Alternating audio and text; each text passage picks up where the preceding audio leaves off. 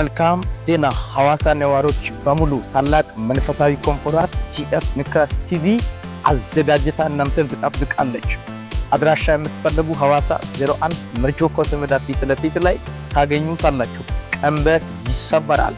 ከአርብ ጀምሮ እስከ እሁድ ሙሉ ቀን ይሆናል።